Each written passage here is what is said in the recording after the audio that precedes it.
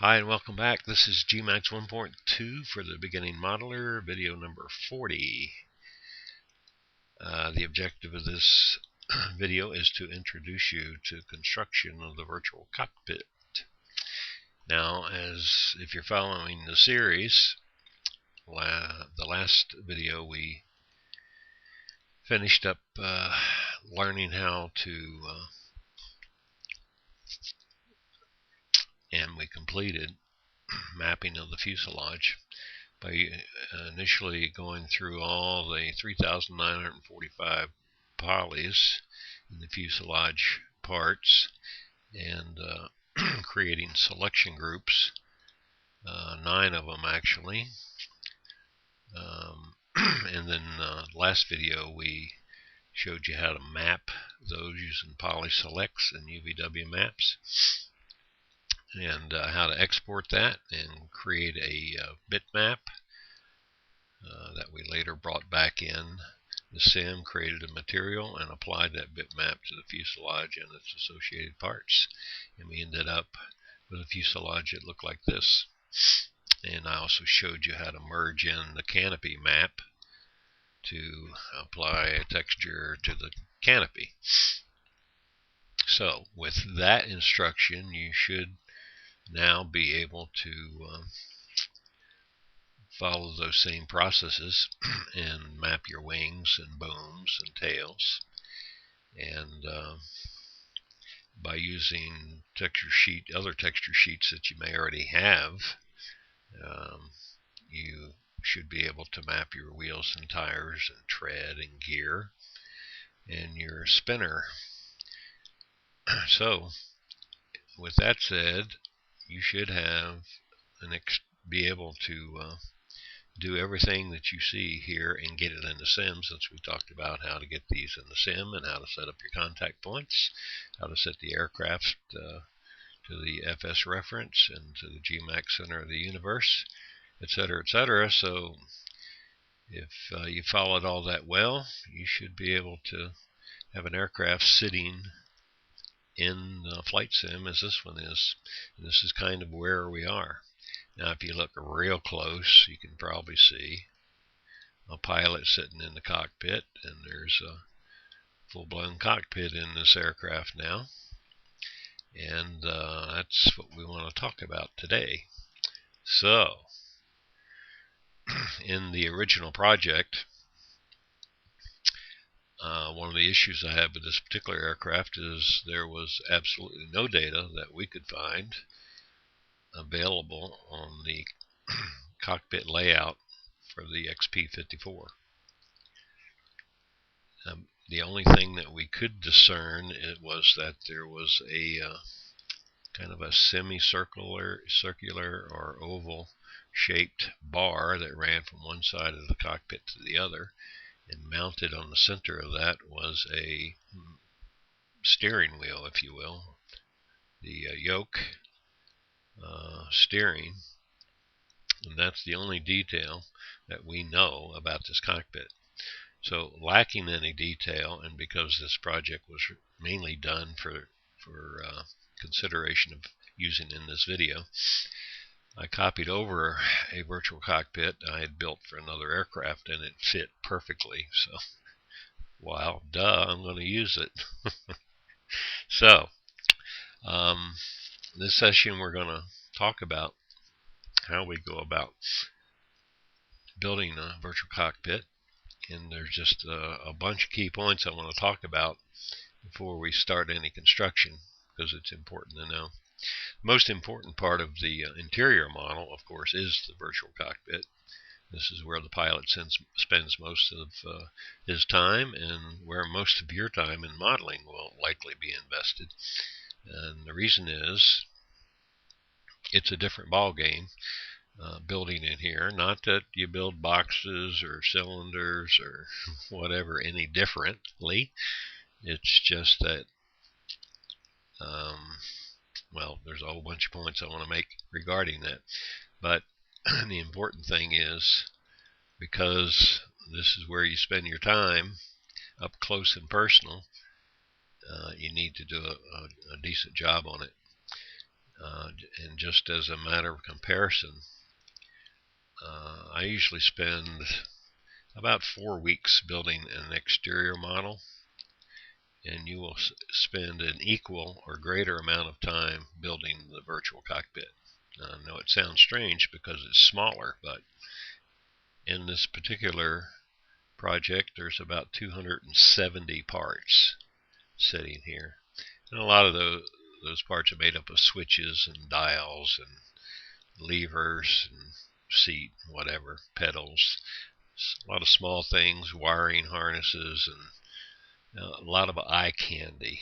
Functionally, probably not more than 10% of this cockpit is functional. You know, the switches move and the levers move, and the emergency hydraulic pump and all that works. The trim dials move, the trim wheels move.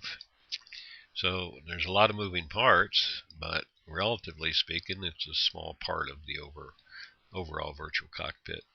So as you can see, there's just a lot of boxes and cylinder-shaped objects and oblong switches and what have you. You know, the pedals are a little bit different, but they're all made up of cylinders or boxes or whatever. So there's nothing in here that you don't already know how to build. Now, you may not know how to animate these parts, but that's just the process of grabbing the SDK, the make MDL SDK, and looking at these part names, and it describes to you how are you supposed to name them, and how you're supposed to animate them, and so forth. So you know, it's all there and for you. It's just, you just have to look it up and read it. And I usually open that SDK when I'm getting ready to name and animate switches and dials and trim tabs and or trim wheels and flap levers and gear levers and all that. Up here on the ECU, you've got the throttle and the prop pitch and the mixture and the supercharger and the lever and things like that. You got starter switches and light switches, just a bunch of little stuff, and it just takes time to build because there's so much of it in a small space. So, but this is worthwhile time investing, and just for comparison, you can look at this and say, well, yeah, there's a lot of parts there, and you know, how good is it going to look? Well, let me show you how good it may look. Let's see.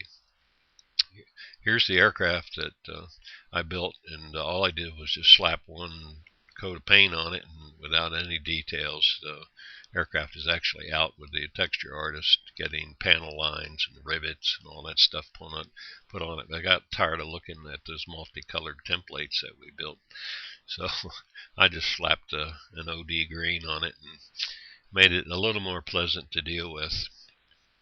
But what we want to look at is the cockpit. So you know, you can see what this looks like in Gmax. When you go putting textures on this, it looks a lot different. Oops, I could get rid of that. There we go. This is the same virtual cockpit, textured by a professional texture artist.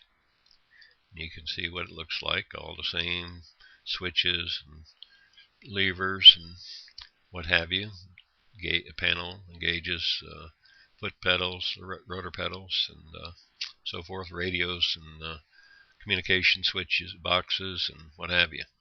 Over on this side, here's another shot of that, showing you kind of the down below, the seat and the seat belts and the various things back here in the back, map case and so forth. So I mean, that's a dang good looking virtual cockpit.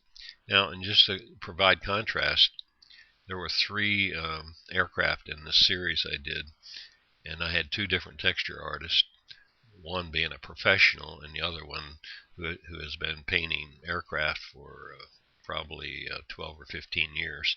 And this was his first go at the cockpit, and he delivered this, which I thought was neat for his first go. But you can see the difference that textures make. in the same virtual cockpit. You can see the standards on each side in the walls, and the difference in the floors, but just a different color scheme, and we used yellow on this because of the exterior textures.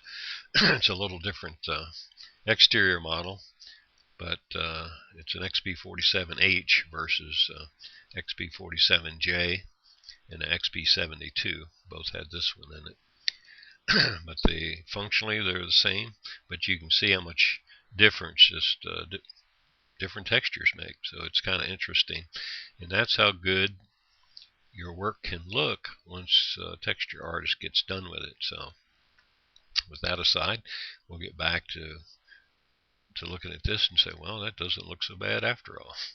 That turned out a whole lot better than I thought it would. So anyhow, this is what is involved in building this. Now let's just talk about the key differences in construction of the virtual cockpit versus the exterior model. And number one is the closeness of the view. In the sim, you're sitting here in this seat, and all these parts are within 1 to 2 feet from your eyes. And that's a big difference than being out in spot view and looking at the exterior model where you're typically 25, 30, 40 feet away. And why is that different? Well, what's the difference?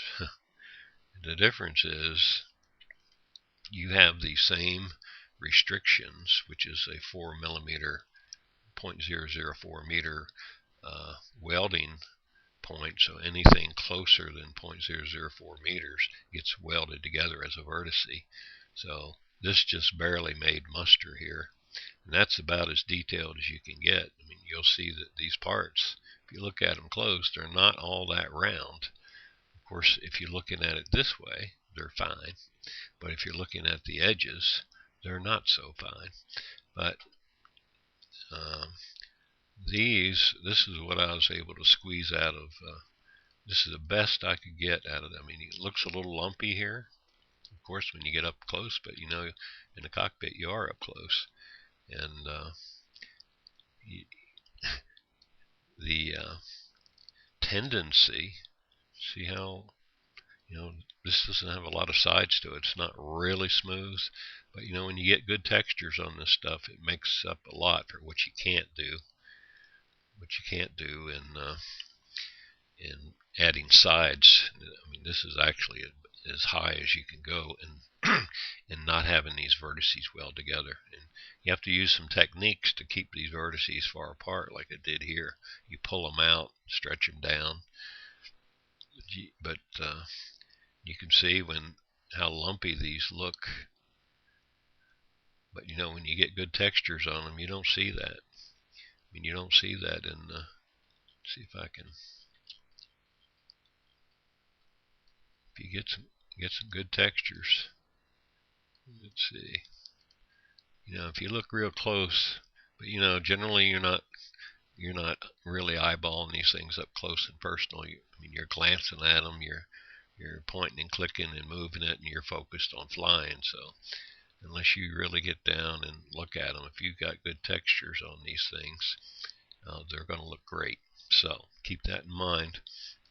You can't get can't try to get too cutesy in the virtual cockpit just because you're up close and personal, because the sim, when you export it, will weld those vertices, and it will mangle switches, especially because switches are so small. And I'm not sure I even got away with this, or how I did, but you just got to make sure that these vertices are far enough apart that they don't get welded. And that's it's hard to discern. I don't even see a difference now. It's because I don't have select and move on. See, according to that, on the z-axis, it's only 0.001, so those may have gotten welded. I don't know. So anyhow, you have to be really careful about that. You can't get too fancy trying trying to make it look exceptionally well in the sim.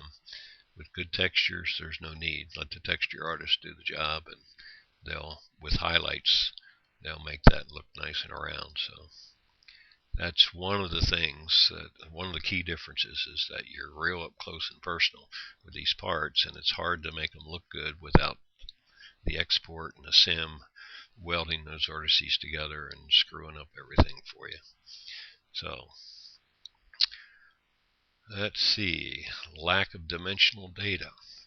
When you go looking for reference data and reference pictures for virtual cockpit, well, good luck. I mean, you can find some. Usually, I couldn't for this particular aircraft, but usually you can find, unless it's a very old aircraft or a very unique one.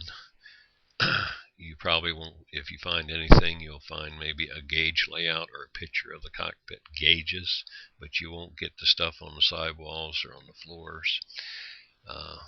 Most of the stuff I do, World War II era and 50s, I've been lucky to be able to get maintenance manuals and or pilots operating handbooks that will have some drawings or pictures in it, and you just use them the best you can.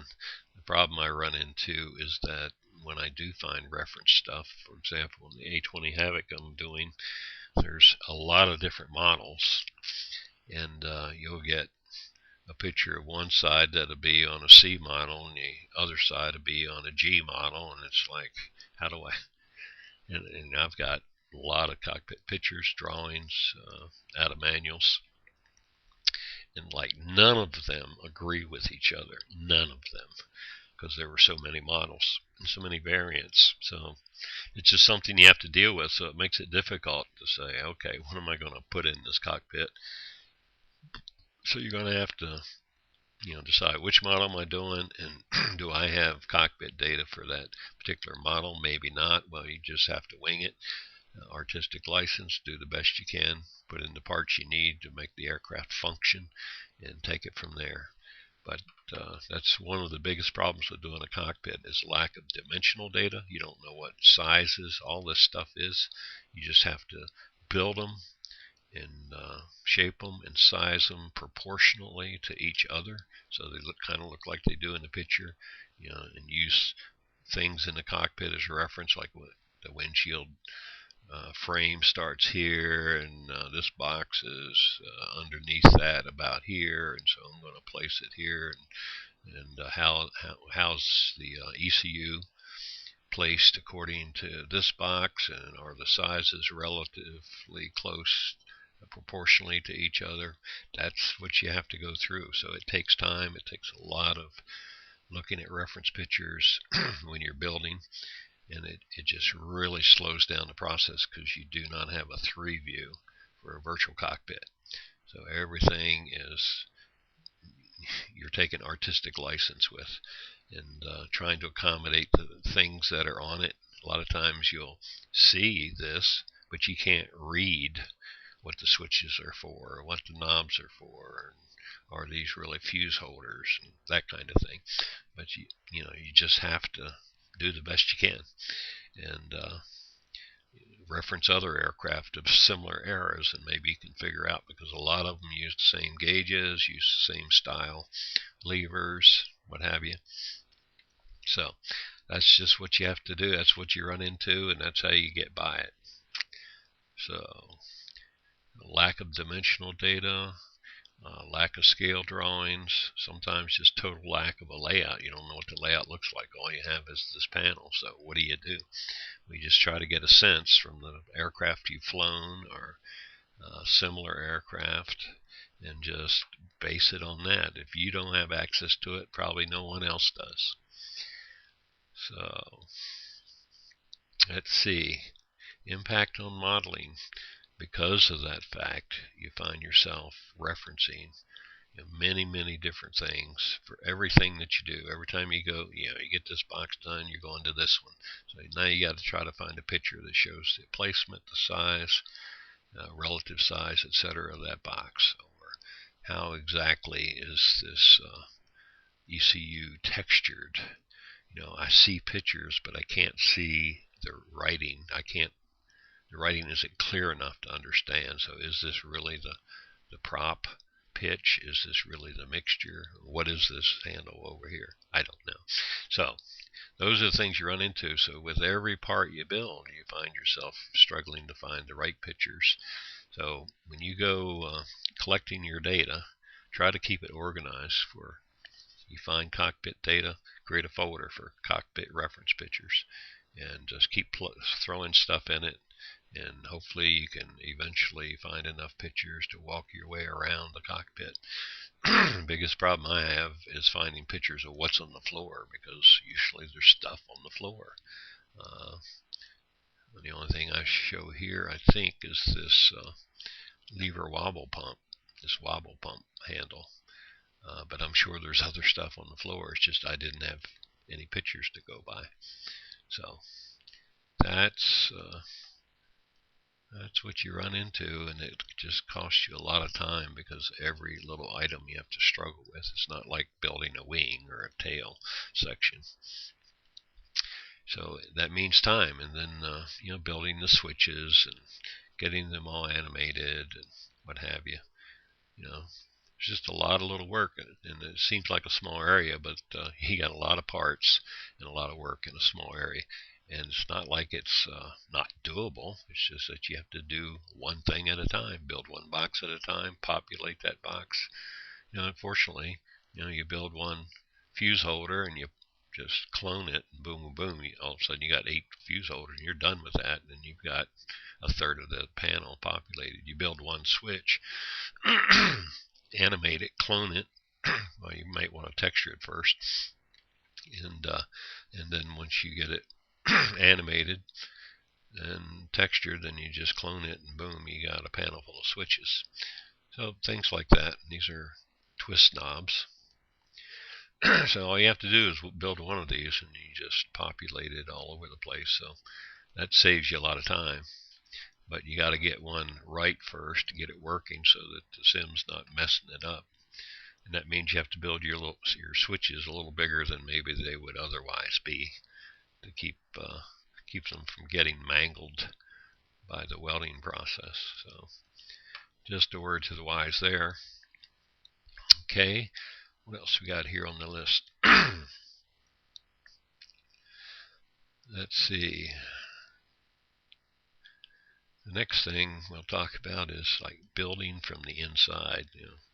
When you're modeling the exterior, of course, you're standing back 50 or 60 feet looking at an exterior. Well, you don't have that, against the three of you, you don't have that advantage here, and you're going to find yourself, finding it hard to work in here. And the best thing I can tell you is, if you need parts in the scene for reference, and they're done, or you're not working on those particular parts, just select them and freeze them.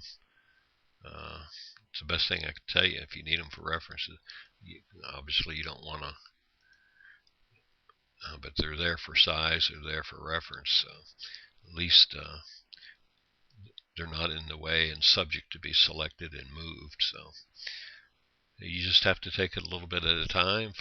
Start with the outside walls, building your formers or standards, whatever they're called, and just work on one side at a time. Build your wall down here, and notice that this whole cockpit has been separated from the fuselage. And actually, I build this in the exterior, and then later, when you clone the exterior for the interior to create your virtual cockpit model, then I have a copy of this on both sides. So a lot of your aircraft, you want a functional cockpit in the exterior model, particularly fighters and things with open cockpits.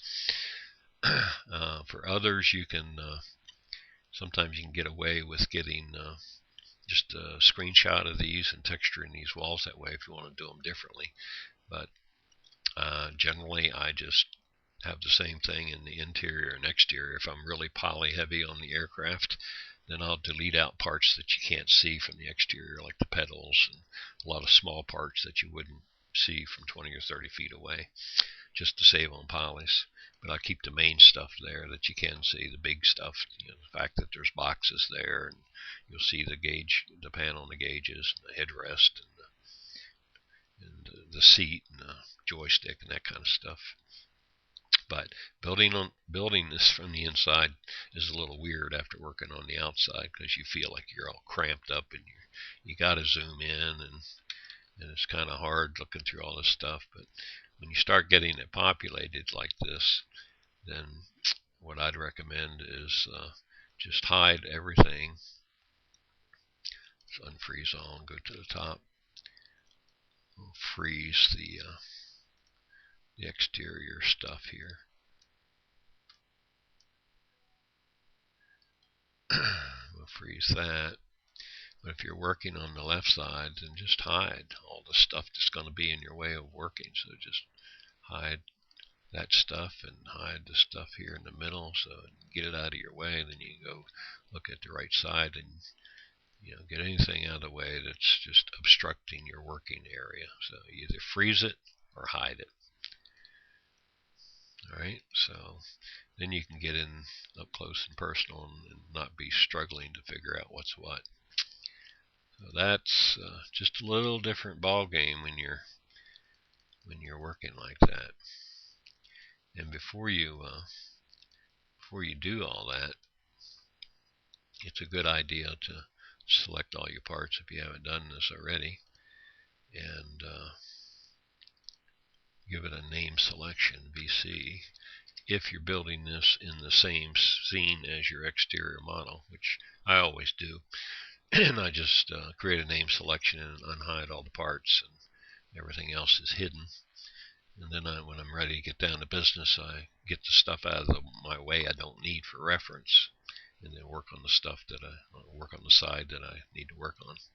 So that's kind of what that's all about. Alrighty, let's see, where am I here on this list?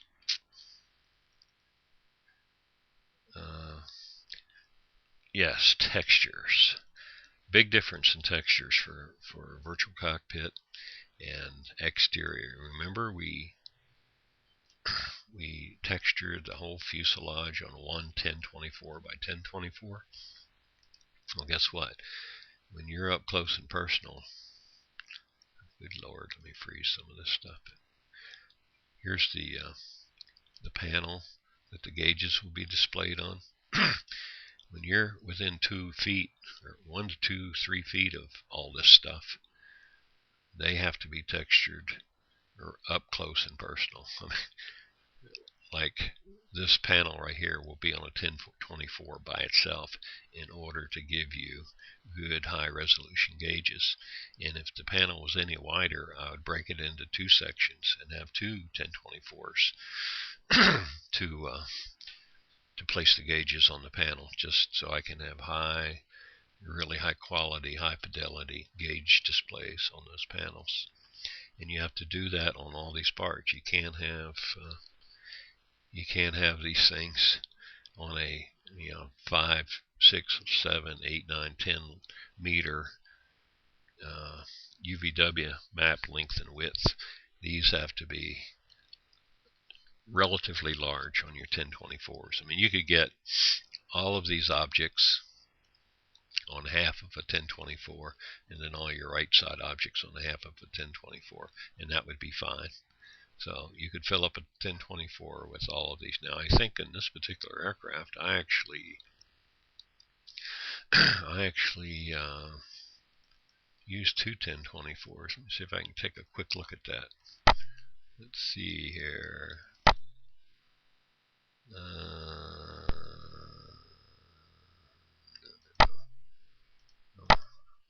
Left side, left wing, where is it? Cockpit left side. Here's the left side. Alright, let me see if I can get this down in the, oh, there you go. So here's my left side of the cockpit. So that'll give you some reference as to how big things have to be. Now this is actually a 1024, so it's bigger than what you're seeing on the screen, but you have to be up close and personal. If I were to take this up to, well, It's not actually that big, but it's pretty big. It's big enough you can read all this easily in the cockpit. So that's just for reference.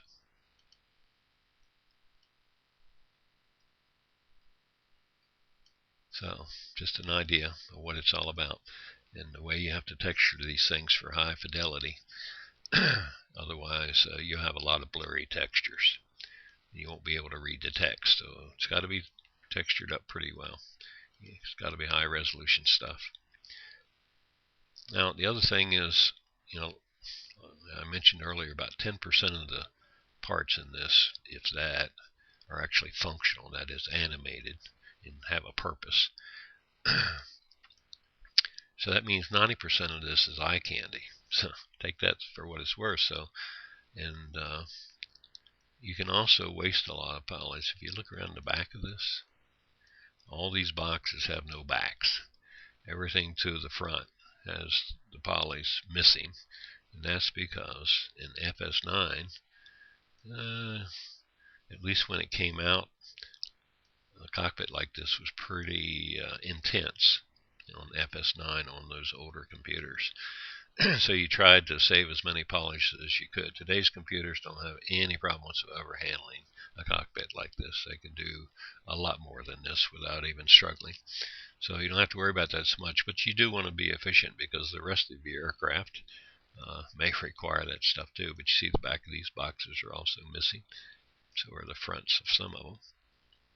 So you always need to be polyfrugal. Use what you need to get the effect or the look that you need, but don't waste polish by just being lazy and not deleting parts that are unseen. Okay, what about the outside parts? When you're in the VC and you look out and you see the wings or engines, or if you look back, you might see the if you look back, way back there, you might see the tail. Well, yeah, when you clone the exterior model to the interior model, which is where you're going to be sitting in the VC, you have all those parts available. Doesn't mean you have to keep them all. Anything that you don't see, you can delete. If your gear is back under the wings, you can't see it from the cockpit, you want to delete that. You're talking 600 or 700 polys there for each of the gear. So, and once you collapse all your stacks and your wings and mapping for your wings and fuselage and all that, you can delete any polys out of the undersides of the wings, underside of the fuselage, all that kind of stuff. So you can save a lot of polys in the VC by deleting the unseen areas. So that's another big difference. But those outside parts are a part of the VC, and they have to be there. If you got wings out to the side, they better sure be there so you can see them in the virtual cockpit. And they will be if you clone the exterior and bring it over. So everything's going to be there as you had on the exterior model, but you want to get rid of the stuff that you don't need to keep the VC performing well for you. You don't want to have stuttering gauges or whatever. Okay, so how do you get started? We've talked about all this. How do you get started in the VC? Well, what you do, we've already built the fuselage around this. And we actually built these walls as you saw, because we mapped them before. So we have a good starting point, and we have the exact structure of these interior walls and the glare shield. We had the fuselage coming all the way back to here. So that's our starting point. So when we're ready to start the VC, what I usually do is I come in and detach all these walls from the fuselage and part of the glare shield, and make that separate, like a box. Make it a separate part so that you can hide the fuselage and everything else that you don't want in your way. So now, and you give us a high order name like VC, and then you just start populating and reshape your glare shield as necessary, build your panel. It's usually where you start. Shape this, build your panel beneath it, get it the right shape and size you want. Throw in your pedals if you want. Then you just start populating one side and then the other. That's the way you do it. So you know that when you get the VC done, it's going to fit precisely inside the fuselage. So that's the starting point you want to use. Okay. And of course, if you'd like, you could build this as a separate scene once you have this all separated from the fuselage. If you want to just get out of your exterior scene altogether and create a new scene and build your cockpit there, that's fine. Then once you get it to a point you want to test it, you can merge it into your primary scene with your exterior model and to test it out. So that's the way we do it. So okay, that kind of wraps up the points I wanted to make in this video. We're well along here. So hopefully the next video we're going to start reshaping the glare shield here, and we'll build this panel. And while we're right there, we're going to go ahead and prepare this panel to accept gauges. So we should get all that done in the next video. We'll be able to have that ready to export and apply gauges to that panel. So that's a key part for the virtual cockpit. A lot of people struggle with that aspect of it. I did another video on how to build a panel with gauges and displayed in the sim in 15 minutes. And I have a video out there, and I'll provide a link for that for your reference. That'll give you just a second reference as to how to go about building a basic VC panel with gauges, ready to accept gauges, I should say. The gauges were already built. I'm just updating the panel config to place them and building a place here to display the gauges on. So that's what we're going to focus on in the next video, now that we have a general idea what this is all about. Okay, guys, I hope this set the stage for you, gives you a general understanding of what it's like to build this. Nothing really scary here. Everything in here you can build. You've learned how to build, and just a matter of building the parts and animating them and going forward and building one at a time. That's the way we build it all. So I hope it's been helpful. If you want to comment, do so below, and I'll see you back next video to start building this virtual cockpit panel. Have a good day.